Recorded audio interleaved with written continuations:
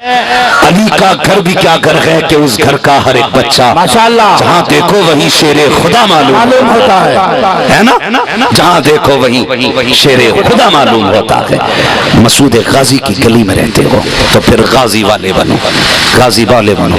इस गाजी का लश्कर हमारे मुरादाबाद संभल से होके गुजरा था। आज भी जाबाजा शहीदों के मज़ारात हैं। खुदा की कसम उन मज़ारों पे लोग जो जाके मांगा करते हैं अल्लाह दे देता है। बेशक बता, अगर इसके लश्कर के सिपाहियों की ये शान है तो फिर लश्कर के अमीर की अपनी शान क्या रही? सुभान अल्लाह, सुभान अल्लाह। लश्कर के अमीर की क्या शान रही होगी? होता है ना गरीब सलार मसूद गाजी की बारात क्या होती है? बारात किस नाम से होता है? बारात होती है ना। बोल क्यों नहीं रे भाई, क्या मसला है? बारात होती है कि नहीं? कितनी भीड़ होती है? बहुत। जहां तक नजर जाती है दीवानों की लाइन नजर आया करती है, दीवानों की लाइन नजर आती है। एक बुजुर्ग थे और उनका एक खादिम था। वो अपने पीर से कहने लगा कि हुजूर, खिद्दाम था ना, तो कहने लगा हुजूर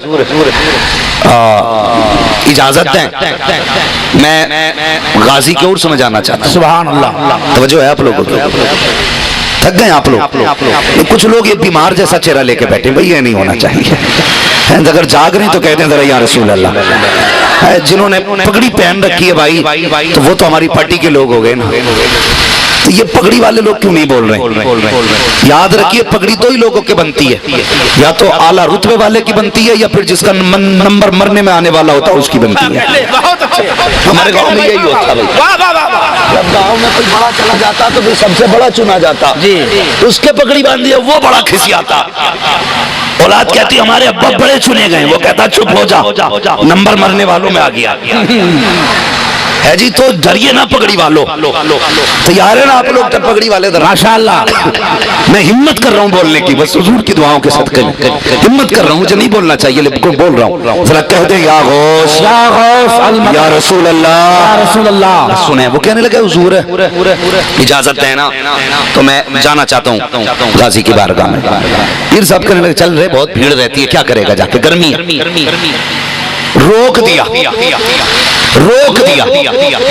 अगली बार फिर जब आया ना गाजी का उर्स, कहने लगा हुजूर जाना ही है मुझे।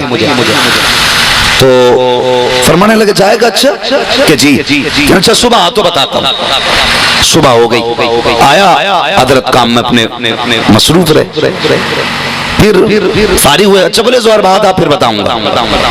होते होते काफिला जो गाड़ी थी वो चली गई। और बैठ कर रोने लगा। बोले क्या कह रहा था भैया बता? कहने लगा कहने ही क्या, बर्बाद कर दिया तुमने। जो सवारी थी वो तो चली गई, अब क्या कहने में कहना है? कहने लगे जाना है? उसने कहा जी।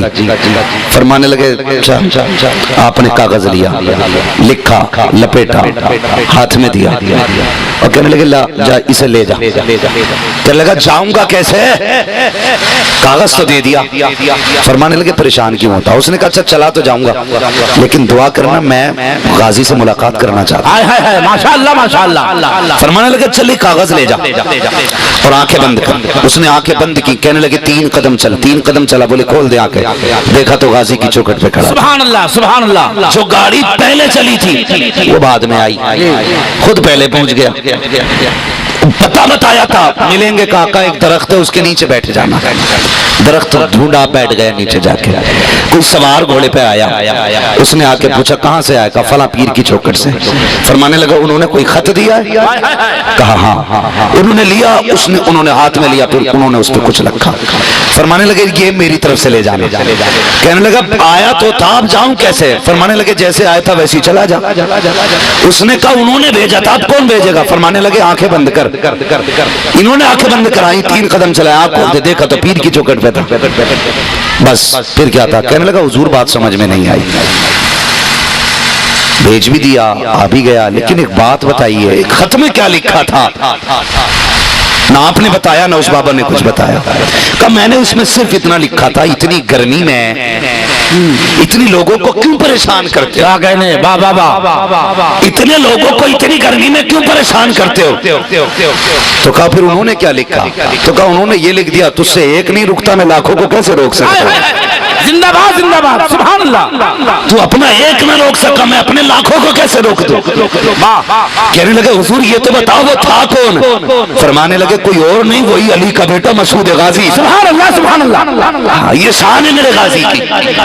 तो ये मसूद गाजी है। अगर माँ ऐसी होती है तो फिर बेटा ऐसा होता। माशाअल्लाह माशाअल्लाह। ये जरूरत है, माँ MBBS हो ना हो, कनीज़े फातिमा जरूर होनी चाहिए। समझ रहे ना मेरी बात? ये कोशिश कभी ना करें कि हमें बीवी MBBS मिले, IAS मिले, IPS बने। ये कोशिश जरूर करें हमें बेटी बीवी कनीज़े फातिमा ज़हरा मिलनी चाहिए। इसलिए मेरे जवानों, मेरी कौम के नौजवानों, खुदा ने हमें मजहब इस्लाम दिया है, हमसे बड़ा खुश नसीब कोई नहीं है। क़यामत के दिन देखेंगे, जब क़यामत के दिन हिसाब का दिन होगा, उनकी तो बात ही नहीं करता जिनका मुकद्दर जहन्नम है। मैं उनकी बात कर रहा हूँ जिनको जन्नत दी जाएगी। उन सबसे पहले तुम्हें जन्नत में भेजा जाएगा, माशाअल्लाह। तुम्हें जन्नत में भेजा जाएगा। हुक्म होगा पहले हिसाब महबूब की उम्मत का लिया जाएगा।